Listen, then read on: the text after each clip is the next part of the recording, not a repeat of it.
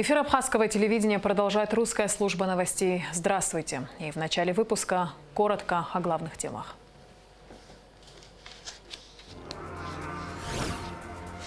«26 августа Абхазия отмечает День международного признания республики. В этот день, 13 лет назад, Российская Федерация признала независимость Республики Абхазия. В эти дни делегация Минобороны Абхазии принимает участие в крупнейшем международном военном форуме «Арми-2021», который проходит в Москве. Благотворительный фонд «Доброе дело» объявил сбор средств для 5-летнего Баграта Какалия. 26 августа Абхазия отмечает День международного признания республики. В этот день, 13 лет назад, Российская Федерация признала независимость Республики Абхазия. 26 августа 2008 года президент России Дмитрий Медведев, учитывая свободное волеизъявление абхазского и осетинского народов, руководствуясь положениями Устава ООН, Декларацией 1970 года о принципах международного права, касающихся дружественных отношений между государствами, Хельсинским заключительным актом ОБСЕ 1975 года, другими основополагающими международными документами, подписал указы о признании Российской Федерации независимости Абхазии и Южной Осетии. Отпраздновать это радостное событие тысячи людей вышли на улицы. Сигналы автомобилей, музыка, танцы были повсюду 26 августа 2008. На площади Свободы в Сухуми тогдашнее руководство Абхазии во главе с президентом Сергеем Багапшем поздравило всех жителей с признанием независимости. С государственным праздником, Днем международного признания независимости республики, народ Абхазии поздравил президент Аслан Бжания. Признание России государственного суверенитета Абхазии без преувеличения стало одним из важнейших событий в истории нашего государства, актом торжества справедливости. Наша страна обрела мир, безопасность и возможности для развития. Более того, наш союзник Россия, с которой мы шли вместе многие века и которой мы всегда останемся благодарны. В этот праздничный день хочу пожелать стабильности, мира, процветания России, потому что чем сильнее Россия, тем спокойнее и безопаснее становится в мире. Мы также чтим память наших героев, отдавших свои жизни за свободу Отечества, всех граждан и друзей Абхазии, которые своими усилиями по крупицам приближали нас к этому дню. Наших лидеров Владислава Ардзенба, который привел наш народ к победе в Отечественной войне, и Сергея Багапша, с чьим именем неразрывно связано международное признание, отмечается в частности в поздравлении главы государства. В парке Славы состоялась церемония возложения цветов к мемориалу погибшим в Отечественной войне народа Абхазии. В ней приняли участие ветераны, матери погибших защитников Отечества, президент Аслан Бжания, вице-президент Бадра Гумба, чрезвычайный и полномочный посол России в Абхазии Алексей Двинянин, официальный представитель Приднестровской Молдавской Республики в Абхазии Гарик Палба, чрезвычайный и полномочный посол Южной Осетии в Абхазии Олег Пациев, депутаты парламента, члены правительства, представители общественности. Аслан Бжания также возложил цветы к мемориалу первого президента Абхазии Владислава Ардзенба в селе Нижняя Шера. Дата 26 августа 2008 года вошла в новейшую историю Абхазии как один из важнейших этапов восстановления исторической справедливости. Каждый год празднование этой знаменательной даты Дня международного признания независимости Абхазии начинается отсюда, с места, где захоронены те, кто жил мечтой увидеть свою родину свободной и процветающей и не пожалел жизни для достижения этой цели. Что бы ни случилось, во все времена сюда, в Парк Славы, приходит почтить память героев, отдавших жизнь за свободную и независимую Абсны. Цветы к мемориалу славы возложили президент Аслан Бжания, вице-президент Бадра Гумба, депутаты парламента, члены правительства и общественность. Далее все направились в Нижнюю Шеру, к мемориалу первого президента Абхазии Владислава Ардзенба, чтобы поклониться памяти человека, который определил новейшую историю нашего государства, возглавив освободительное движение абхазского народа. 26 августа 2008 года Абхазия была признана великой державой, членом Совета Безопасности ООН, субъектом международного права. Это накладывает на нас большие обязательства и одновременно является большим достижением для нашего государства. Ровно 13 лет назад Россия признала независимость Абхазии и Южной Осетии. Тогда, в недалеком 2008-м, поверить в то, что Россия пойдет на этот шаг вопреки позиции международного сообщества, было сложно. После вероломного нападения Грузии на Юго-Осетинскую республику и пятидневной кровопролитной войны Сергей Багапш и Эдуард Кокоэте обратились к России с просьбой признать суверенитет государств. Это обращение было услышано и поддержано. Таким образом, 26 августа в 3 часа дня произошло историческое событие. Жители Абхазии и Южной Осетии узнали о том, что их страны признали. Учитывая свободное волеизъявление осетинского и абхазского народов, руководствуясь положениями Устава ООН, Декларацией 1970 года о принципах международного права, касающихся дружественных отношений между государствами, Хельсинским заключительным актом СБСЕ 1975 года, другими основополагающими международными документами, я подписал указы о признании Российской Федерации независимости Южной Осетии и независимости Абхазии. Россия призывает другие государства последовать ее примеру.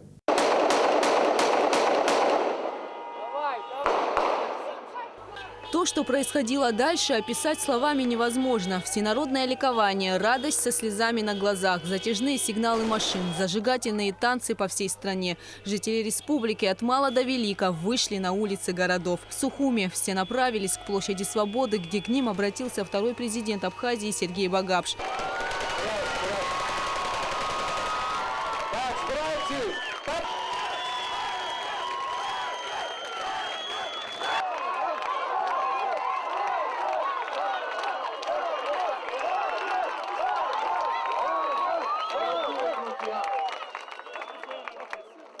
Я от имени моих друзей, микрофон от имени всего народа нашей республики, хочу от всей души поздравить вас, всех нас, с этим историческим моментом в жизни нашей страны. Спасибо вам огромное.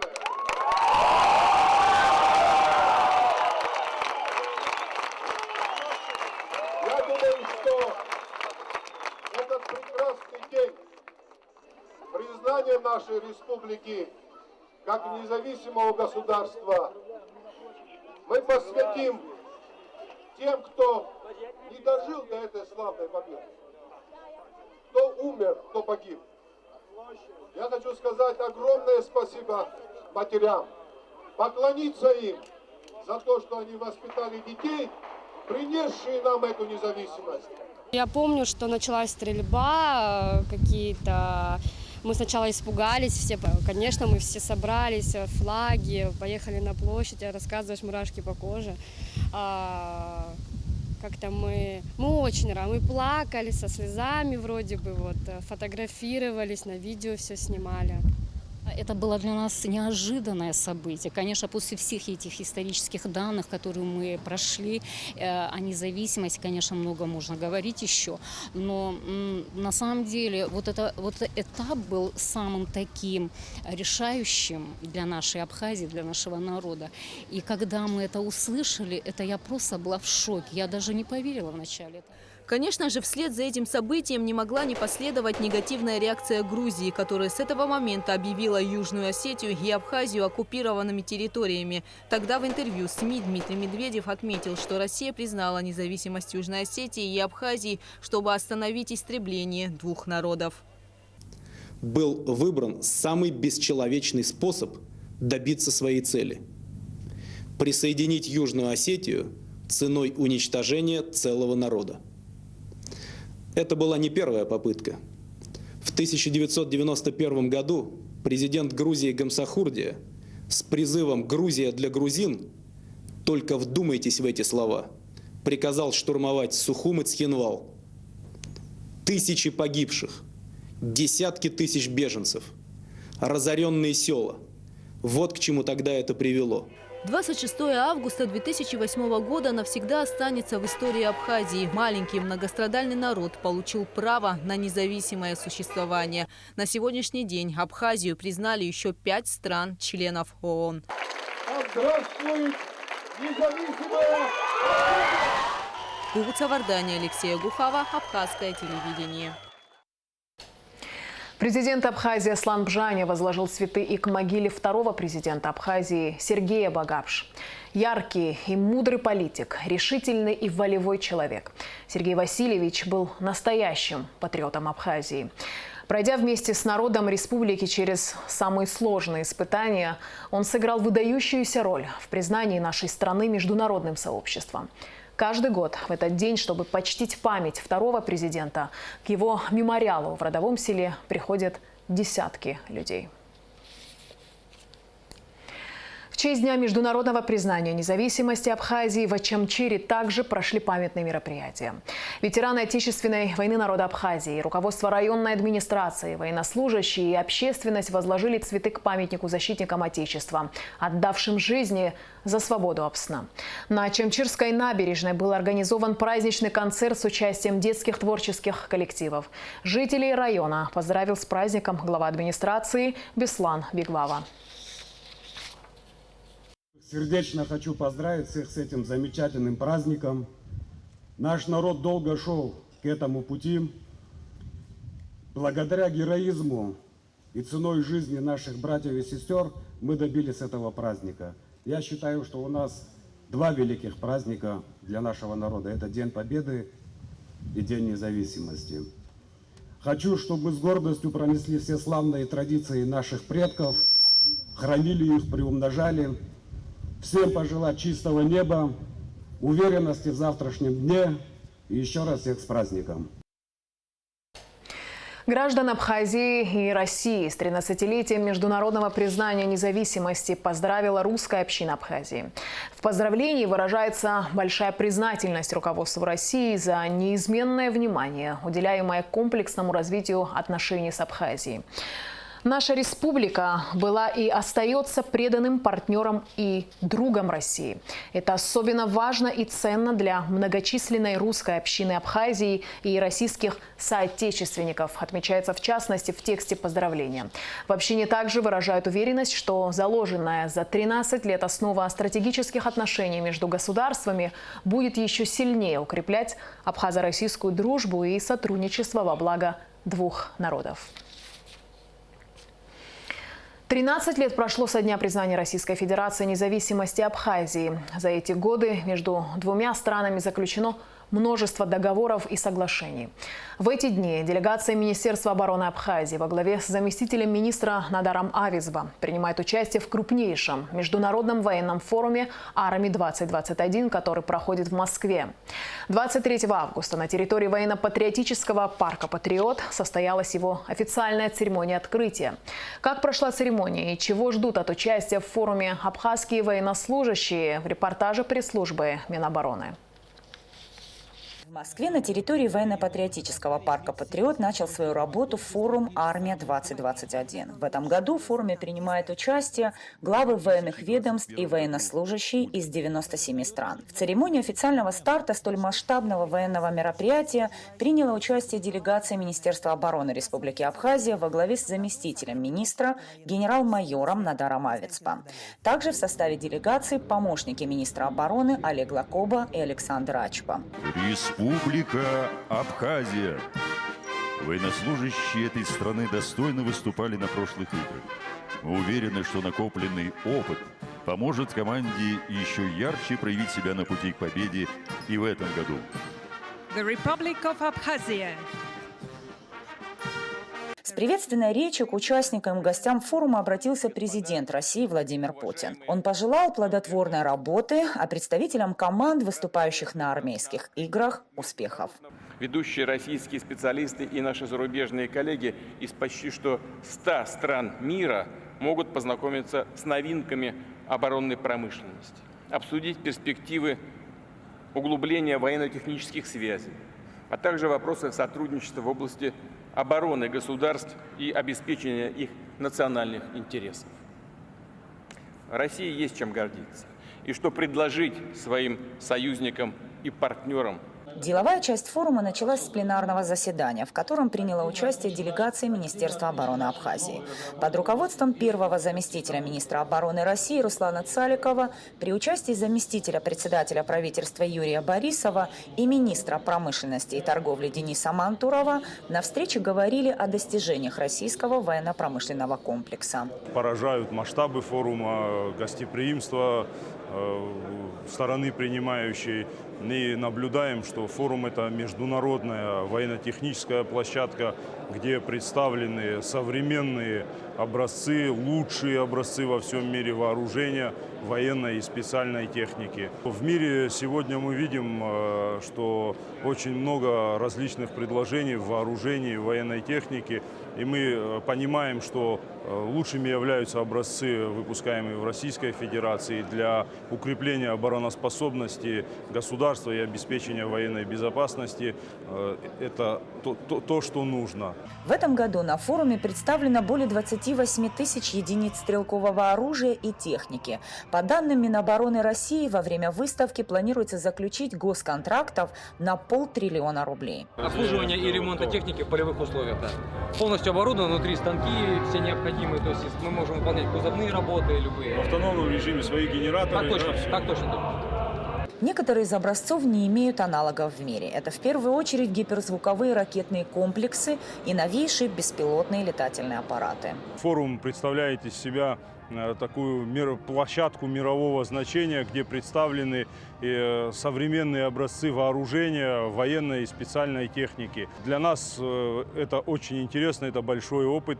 Мы не первый раз участвуем в данных мероприятиях и с каждым разом наращиваем знания в области новых образцов вооружения военной техники. В частности, сегодня осматривали интересные для нас образцы автоматизированных систем управления войсками и оружием, что очень актуально в современной войне. От командования Министерства обороны Республики Абхазия, от всего личного состава, участников армейских игр 2021 выражаем благодарность руководству Министерства обороны Российской Федерации за предоставленную возможность принять участие в форуме и в играх, за это теплое гостеприимство, подготовку наших команд. Интерес к новейшим образцам вооружений и военной техники в мире никуда не исчез. Ощущается необходимость обсуждения актуальных проблем военного строительства, военно-технического сотрудничества и функционирования оборонно-промышленного комплекса. Именно на этих направлениях акцентированы программы и мероприятия Международного военно-технического форума «Армия-2021». Финальные соревнования международных армейских игр «Армии-2021» проходят в разных регионах России. Как известно, абхазские военнослужащие в этом году принимают участие в 6 конкурсах, самый зрелищный из которых – танковый биатлон. Первый этап биатлона уже прошел. Абхазским танкистам не повезло. Их танк по техническим причинам вышел из гонки. Впереди у наших армейцев еще 2 этапа. Кроме того, абхазские военнослужащие участвуют в конкурсах «Десантный взвод» и «Тактический стрелок». Все подробности в следующем репортаже. Стадион «Спартак» в Рязани до 1 сентября будет центром проведения международных конкурсов по полевой выучке «Десантный взвод» и «Тактический стрелок».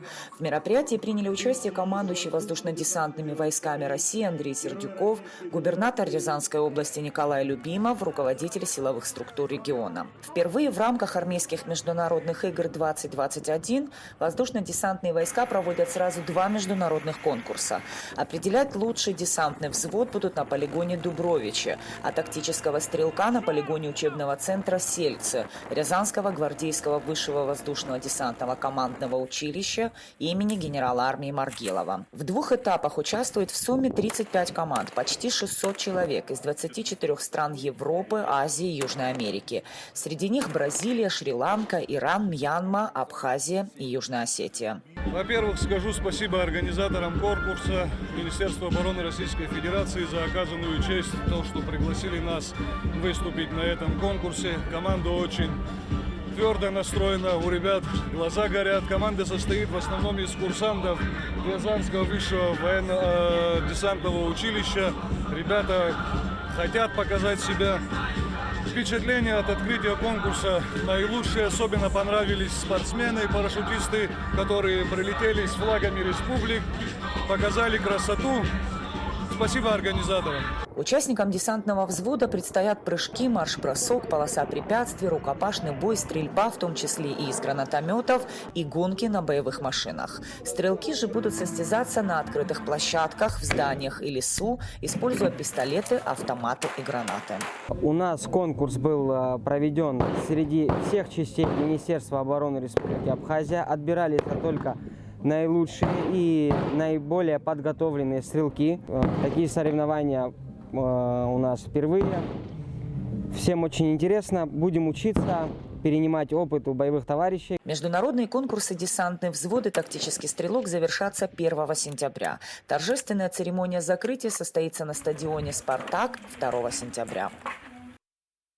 Участники международных военных игр на танковый биатлон съезжаются со всех уголков света. Китая, Афганистана, Ирана, Венесуэлы, Индии, Абхазии. Тренируются на десятках полигонов, как в России, так и за ее пределами. В этом году география конкурса шире, а дисциплин на порядок больше. Танковый биатлон, как известно, самый зрелищный ключевой конкурс армейских игр. К тому же это одно из самых сложных состязаний. Команды из разных стран преодолевают настоящую полосу препятствий. Пройти дымовую завесу, воду, избить 3 мишени. Не каждому под силу, потому на подмосковный полигон Алабино выходят только лучшие.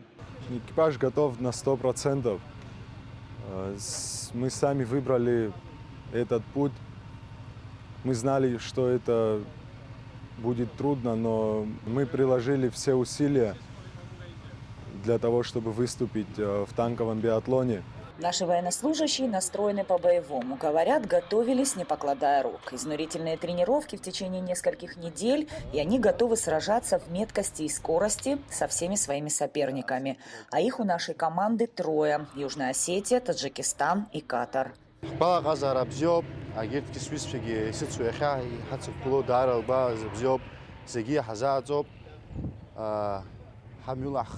ويتحكيت عقد نحكلرز زخيوبي شختويبش خنزا يا هايو هراخ بخزود هرا هشت خيتو هشت يوجنا осетия دا ورد خوباج كونترا زازوب يوبارتوب يزغازوب شخص صبخي كولندرا خبزينا دبشيت اخا هاحطوب حنوبسكو شاماغو.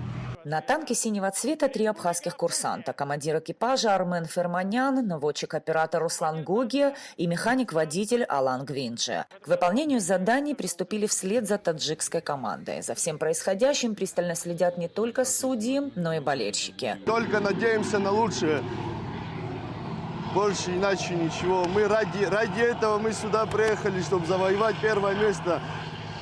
Надеемся. Танковый биатлон подразумевает не только точность стрельбы из установленного основного и дополнительного вооружения, но и искусство вождения танка. Тут имеет значение каждая деталь. Например, за незакрытый до движения танка люк команда может получить серьезное наказание в виде штрафного круга. Ну а если боевая машина сдвинулась с места с неразряженным орудием, то команда получит штрафные баллы, которые повлияют на конечный результат. Экипаж Минобороны Абхазии уверенно стартовал, но позже неприятности посыпались одна за другой. Сначала дал технический сбой 1-й танк, и его пришлось сменить. Есть такая возможность, танк можно менять по требованию, так сказать, руководителя команды, тренера команды. Но в любом случае, по чьей бы вине не осуществлялась замена. Виновен экипаж, невиновен экипаж, обязательно штрафной круг. Сменив боевую машину, наш экипаж вновь вышел на полосу препятствий. До финиша оставалось всего несколько десятков метров, когда при прохождении водной преграды в аккумуляторный отсек попала вода, что привело к замыканию и выходу из строя. Техническая комиссия изучает ситуацию, после чего будет вынесено заключение о причине неполадок. Ну а пока наша команда закончила участие в 1-м этапе гонки. Но отчаиваться еще рано. Впереди у наших военных еще 2 заезда, которые состоятся 26 и 28 августа. Благотворительный фонд «Доброе дело» объявил сбор средств для Баграта Какалия. Мальчику необходима срочная медицинская помощь. Баграту почти 5 лет, однако малыш еще не говорит. Этому предшествовала гематома головы, операция, затем и долгая реабилитация. Все это время семья старалась справиться своими силами, однако средств все же не хватает. Подробности о том, как помочь Баграту, смотрите в нашем следующем материале. Репортаж Гугуца, Иордания. Пятилетний Баграт очень активный и веселый малыш, но, к сожалению, выражать свои чувства и эмоции через речь не может. Улыбка, заразительный смех и отрывки из некоторых слов – пока единственный способ общения маленького Баграта с другими детьми. Жизнь Баграта изменилась в 6 месяцев, когда родители обнаружили странности в физическом развитии и, казалось бы, здорового с рождения малыша. Семья сразу обратилась за медицинской помощью. После снимка МРТ выяснилось, что у ребенка внутренняя врожденная гематома. Мальчику была проведена срочная внутричерепная операция. Однако и в дальнейшем состояние малыша оставляло желать лучшего. Без последствий не обошлось. Часть тела Баграта парализовала почти на 1,5 года. Затем ухудшилось зрение. С момента операции мальчик практически не покидает стен больницы. Скоро 5 лет будет, все это время в поездках каждые полгода, каждые 3 месяца на проверку, на обследование. Чтобы вылечить сына, семье пришлось продать недавно построенный дом. С помощью курсов реабилитации и лечения дорогостоящими лекарствами Баграта удалось поставить на ноги. Но осталась еще одна большая проблема. Малыш не разговаривает. До этого семья старалась справиться с собственными силами. Однако их не хватает. Сам отец малыша совсем недавно пережил серьезную операцию на сердце. 3 месяца назад семья обратилась за помощью в благотворительный фонд «Доброе дело». Сейчас на лечение Баграта Какалия требуется собрать 380 тысяч рублей. Для Баграта нужно будет собрать сумму 380 тысяч. В том, что это неоднократная поездка будет в Москву, в одной из московских клиник, где мы договорились о реабилитации и лечении ребенка, чтобы он заговорил. Мы договорились в сентябре, в конце сентября, чтобы они выехали. Обязательно нужно все сделать в свое время, чтобы он начал говорить. Потому что это все знают, длительный процесс идет. Неоднократно после этого 3-4 раза, может быть, придется выехать и будет лечиться. Я знаю, что на 3-й или 4-й раз он у нас заговорит и будет разговаривать, как все полноценные дети. В свои 5 лет Баграт очень старается о чем-то рассказать и пообщаться с ровесниками. И не понимает, почему он, как другие дети, не может этого сделать. Мальчику необходимо своевременное лечение, иначе он может навсегда потерять возможность говорить. Вы можете помочь Баграту, отправив СМС со словом «Помощь» на номер 5511. О других способах помощи вы можете узнать по номеру +7 940 779 55 11 или на официальных сайтах фонда «Доброе дело» в социальных сетях. Гугуца, Иордания, Ильдар Дамиров, Абхазское телевидение. Сбербанк Абхазии сообщает, что в пятницу, 27 августа, для всех офисов банка рабочий день. Они будут открыты для посетителей с 9:30 утра до 5:30 вечера. И в конце выпуска прогноз погоды.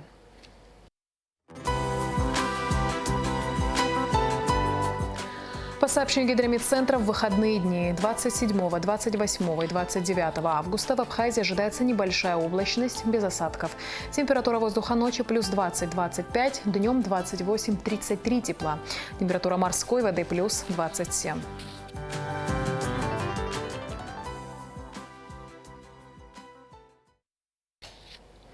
На этом наш выпуск завершен. Всего доброго и до встречи в эфире.